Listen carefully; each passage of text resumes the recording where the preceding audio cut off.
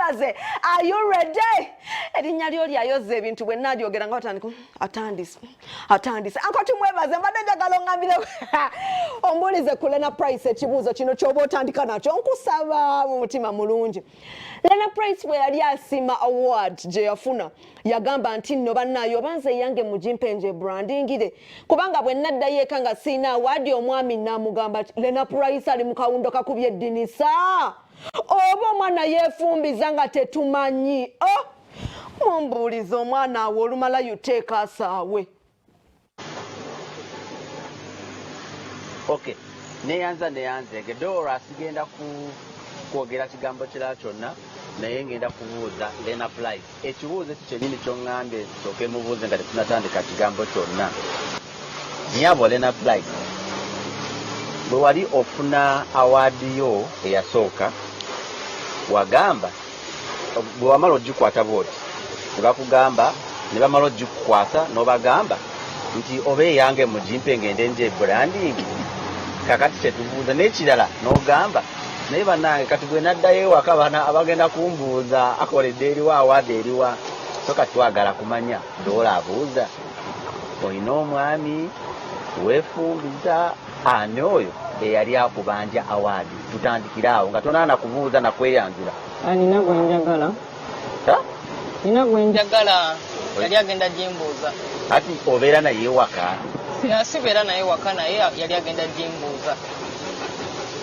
Awaadi eriwa kubanga bwe mba ngenda ku ceremony bwezityo ateekamu nangulira ebiteeteeyi namakinga sure nti ndi happy. Yakugulira ebiteeteeyi? Buli kimu yakingulira ebiteeteeyi. So yali agenda gikubanja watuuka? Wagenze ku ceremony awaadi eriwa. Okay. Kale abatula ku G256 of course tulina Lena Price omukigo omukyajinge award winner yawangudde award 3 zetugenda okubanga twogerako n'ekirala twagala kwogerako kwoyo omuntu oyo gwabeera akweka buli kiseera buuza ku batula ku G256. Amanya babita Lena Price omukigo omukyajinge. Twongereko ku ddoboozi. Mukama yeebazibwe amanya babita Lena Price omukigo omukyajinge ubaagala nnyo. Awards wawangula meka za kinaki? Nawangula video of the year, nempangula dancehall raga category of the year, ne female artist of the year. Female artist of the year. Luli awards ezaloyo gospel tewawangula. Zino wawangudde 3 tugambe nti ziri zonna bagambe katika kaba compensating. Bwe ndowooza nti muziri awangula si yafuga muziri. Na ate muzino awangula yatwala awadi ye. Olowooza wali ozisaana? Siyinza gamba kigambo kusaana nga nze akyegamba. Abawagizi bange abanonda be balaba nga nsaanidde kuba waliko amannya amalala bo ne balondamu eryange. Naye awards ezo nga zibaddemu ebituli. Event yatambudde etya? Sooka otubuulire ku event waliwo? Naliwo ng'etandika kulaba ne bewajja nabo nabalaba.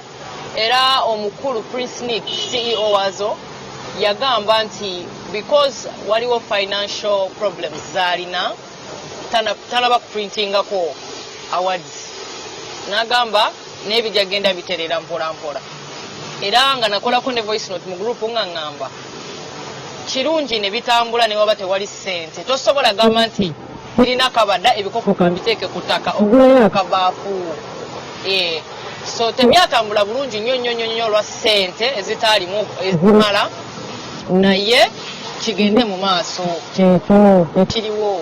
Ng'omu ku bantu abasinga okwekubya ebifaananyi serefi n'ebirala Lena Price yawangula awards 3 twasembayo okuzirabako ku bifaananyi bamukuba naye wano we twogerera tazirina accolades. Tetuyinza ogamba nti accolades oba award gy'abeera nayo nti agikute mu ngalo ogirabako physically talina. So n'olwekyo yawangula award naye ne bwogenda ewaka talina. Mbadde nsaba abantu abuli kikuyisa kitya okuba nti toyina awards ezo physically accolades tozirina kikuyisa kitya? Kati nga ffe abalokole ebintu ebisinga tubirina mu mwoyo era bwe tugamba nti all things are mind, that is spiritual. Ekiri physical kiba kijja. One thing to receive and then to have. Kati awards zina zi receiving naye ngenda kuzihavinga zijja zigenda kujja. Naye obuliro otyo okuba nti kubanga abantu baba baagala kwekubya ebifaananyi nga nawe bwotera okukola, how do you feel ng'ogenze in public n'obagamba nti nawangula awards nga tozirina akoledde ezo? Zigenda kujja awards zigenda kujja.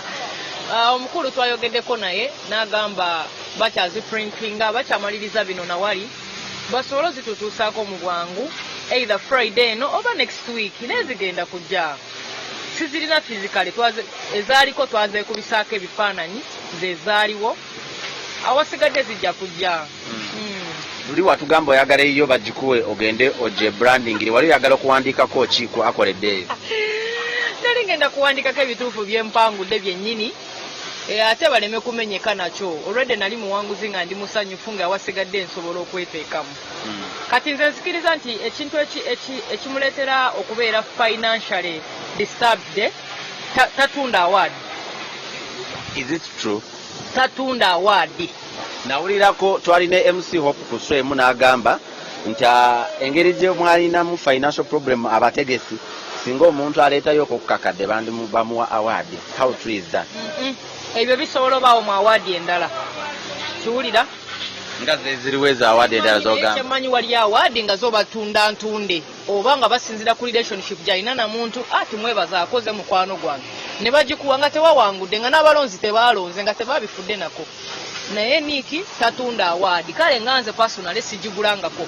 Oba wali abalala baali baziguze gye bali. Ne singa azitunda teyali bonyebonye. Award companies oba academies ezisinga zitunda. Otekayo akasente ne bakuwa award. Abamu abakikola nga beebuzaabuza bazifuula za kusasulira nga abalonzi balonda basasula. Basobole okwasaganya finances. Nina ensonga gye njagala okubuuzaako endala. Gw'omu ku bayimbi abasinga okuvaayo n'opostinga ku social media nti ffe abawagizi bo tukontributinge tukusondere sente za video. Kiki ky'oba otegeeza okugamba nti ffe tukusondere sente? Ng'ogenda kufulumya oluyimba nga tolina sente zizikola video, lwaki obonyabonya ffe abawagizi bo? Kati nga nze omuntu njagala kusooka kutwala mukisa guno okubeebaza abazenga bampa ku ssente era bane munyongere temukoowa mumpe ku ki mumpe ku ssente namba zange kweziri ku Facebook bampe ssente. Yes, sisobola kubonaabona na kintu nga naawe okyagala. This is food.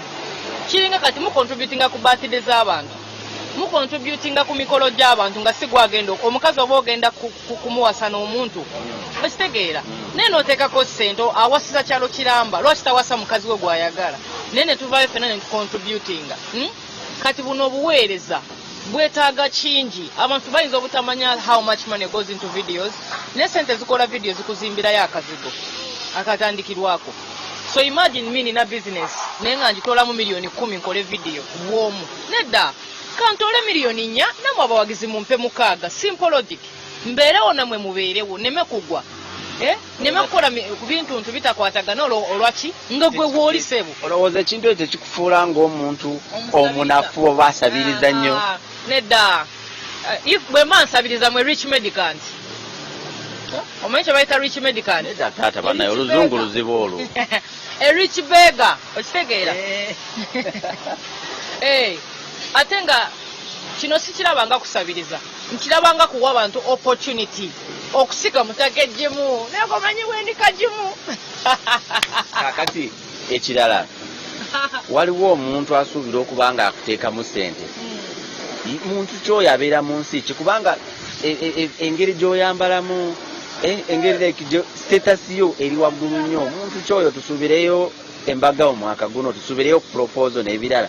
Ebintu ebyo buli bwenkubuuza ekintu ekyo kikweka naye public era tuba twagala kumanya fe abawagizi.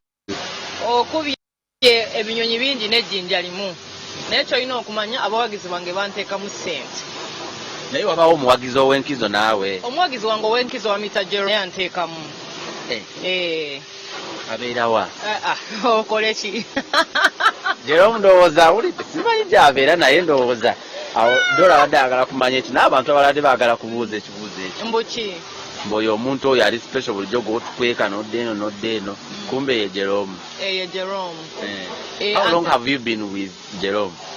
Ndowooza mbadde nayo ebbanga ddene olw'ensonga muwagizi wange kitegeera n'abalala bangi actually sirina omuntu nina omuntu yafayo n'agamba kiki ekiganye kyekibulako wabulako meka miliyoni emu kale yiyo ndisindise si ye yekka waliwo omulala ali Texas bamuyita Fiona asabira ku church asabira ku Canaan Land naye online banjawulo waliyo abali Sweden waliyo abali Europe nina abawagizi abenjawulo oze olaba events nyingi za awards ezibeerawo n'engeri gye bazitegekamu kubanga zakuona bwezisawa mukaaga ogw'ekiro ne theatre labonita negamba ebidongo ne babagoba si mu bubi naye lesson ki gye tuyiga nga ffe abalokole bwe tuba tutega events ebyo kubanga ekintu ekyo bwe kibaawo kiswaza ffe abalokole ffenna ne bagamba ye abalokole tebasobola kutegeka ekintu ekifaanana bwe kiti lesson ki gye tuyinza okuyiga so that next time mistake erimu okuddamu okubaawo.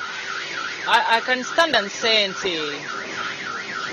tukole ekiriwo ekikulu omugole yayambadde empeta ebisigadde bijja kubaawo kubanga kati honestly tetunaba kutuuka ku mutindo gwa nsi yonna ng'eggwanga lyonna from the parliament to the peasant in Karamoja the whole Uganda is a joke okitegeera tetunatuuka ku excellence y'ensi yonna so kyonna kyolaba tekiva wamu nti feka abagospel nti fe tuswala Uganda eswala yonna kati tujja kutuukayo eyo. Balina awards zafulumye oli nominated mu category ki abantu category ki gye bakunominatinze era abantu ki kyobagamba bakola batya okuvotinga banaye ndi nominated nga female artist of the year mu awards zebayita Vine ne video of the year mugende mulonde bwomala okulonda Lena price galawo genda kyekyo subire zo zinaavaamu bulungi onoowangula tugenda kuddamu tulabe mistake yemu mistake yemu eyange eyawa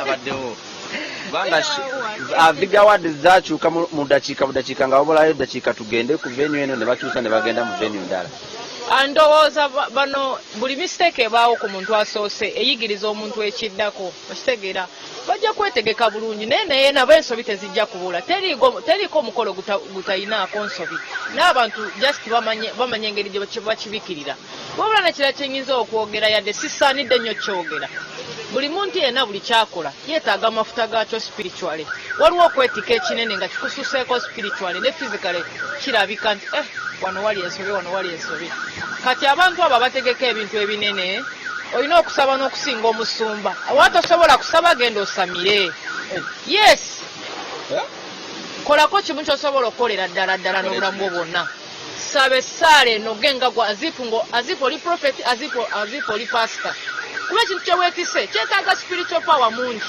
kati oba owulira tosobola kusaba genda osamire oba kyosobola naye you need spiritual power to do anything that you do kati kyekitubulamu ng'abantu bonna naye oba olina just dduuka togenda kufuluma bufulumi dduuka ojja oggulewo neibawo yakedde yamansiddeko tusi alina hirizi mu kiwatu yeetolodde amasanganzira yataddemu obuddagala bw'omulokole ovudde eri olese mutwe there is no way twetaaga spiritual power kati obuzibu ebintu by'abalokole abasinga biri powerless temuli maanyi tebalina track record of secret time with God baagala ebintu byabwe bibeereko unlimited finances unlimited grace unlimited favor bibenga byamaanyi nnyo naye tebalina budde obone Katonda okubatika kyebalina okuleeta ku nsi.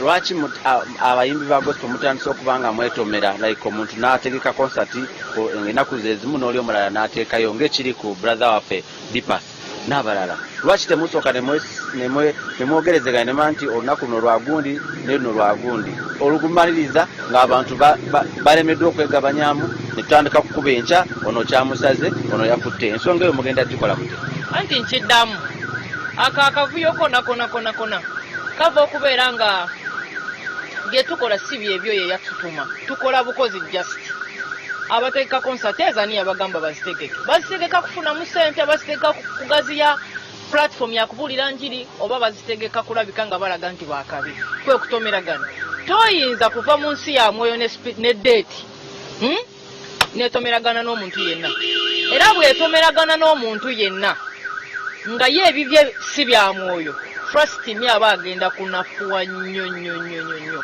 kati bano mona abategeka concerts si bamalaamu maanyi ne ba making sure nti Katonda waabwe yabagambye ajja bawa backup ne wabaawo events nga 10 nze ngitera neneebuuza abalokole bavaawa mu crusade abalokole bavaawa mu overnight za 31st ng'ebivulu byaffe biba empty okitegeera so dates ne wabeerawo ebivulu 10 ku date emu zonna zisobola okukola kasita mwena nga muba mulina ku lyanyi twetaaga eryanyi kyekikulu.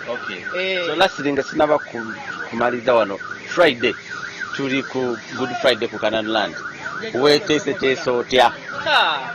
Banaayi ze simanyi nakumanyi mwena abatulaba ku Salt mujje ku Lwokutaano Canaanland keerako luli abantu baabula we balinya baabula we bayita keerako tetwagala kulinya ku mutwe nga tugenda mu maaso ku stage neetegese ngenda kubeerawo ngenda kuyimba ennyimba zonna ze banaba bampadde okuyimba ngenda kukola kaviiri mwana gwe ngenda kusabula engato mwana gwe ne sitaani abule wayita.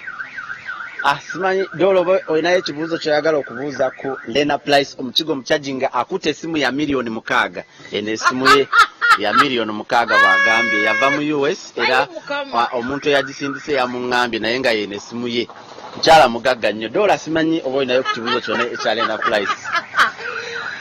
Oyo akuba nnyo n'ekyo Godfrey okuba nnyo. Kibuuzo nkirina Lena Price lwaki tafumbirwa nalekerawo tulowoozesa nti bye batugamba eno mu nkuubo bituufu n'okuddira ebanga yadidde kale bulungi nemimwa ginsiibwa lwaki tafumbirwa n'atujja mu mawulire g'omu nkuubo. Dolo abuuza Lena Price lwaki tofumbirwa n'otuwonya okubanga tuwulira amawulire agali mu nkuubo simanyi alinayo ono enkya n'ogamba ono lwaki tofumbirwa? Enkuubo ziri wanze nga temubiŋŋambako bituuka gene waffe ngenda kufumbirwa ate okufumbirwa si kwa muntu omu singa kwali kwa muntu omu nalibadde enfumbirwa kino si kugenda mu saluuni nsibe enviiri. It is not a decision of one person, it's a decision of two people. Nsobola okubanga njagala nnyo akasigiri kali mu bbanga nga gwendi naye ate akyabikuta empola mba n'ogumikiriza paka lwe tubeera ku peegi y'emu tufumbiriganwe. So bwe mba mu mbanja obufumbo ne bali abali eri abantu ababulijjo abatulaba ne batukurashingako ne batatugamba nabo mugende mubakuba empi. Ani akukurashingako? Bangi beveemu bajje batugambe naffe tulaba batukike. Tolemera kunzenze kalemera ne kubali abalaba nga balinga abalaba emiti tuli miti balabe bajje batugambe tuweeyinge tulaba babayita oba tebayita tugobe tulabe mulala. Omwe munaava omusajja akoleki oba agala kusigala nga just to go weerira bulamu bwo nga ndya bulamu ki naawe obutali mu musajja sibulako kuba tulaba ku G256 Dolo baayi mundeke olwosibudde Dolo ndowooza emboozi ya Lena Price ekintu ekinnumye kwe kuba nti saawa zino ye award winner ayina awards 3 naye talina akoledde atambulawo nga ekifaananyi mbu oga ziri spiritual ezigenda ku manifestinga no soonest zigenda kujja bambi omusajja temukuba nnyo tumukuba by the Prince Nick yabale kutegeka n'abalala tubasabira bwe munabanga mutegeka Susan Makula agenda kuteekera award atubeere Susan Makula mukyala musumba tutegekera award otuwanye byonna kyemanye ezze zijja kugirako emotoka zigireko flight zigireko akasente zigireko ne holiday somewhere tolaba kambaze wa Dora Jimmy's mbadde ne Harriet naye ku lunaku olwa nga 6 ndowooza nga 6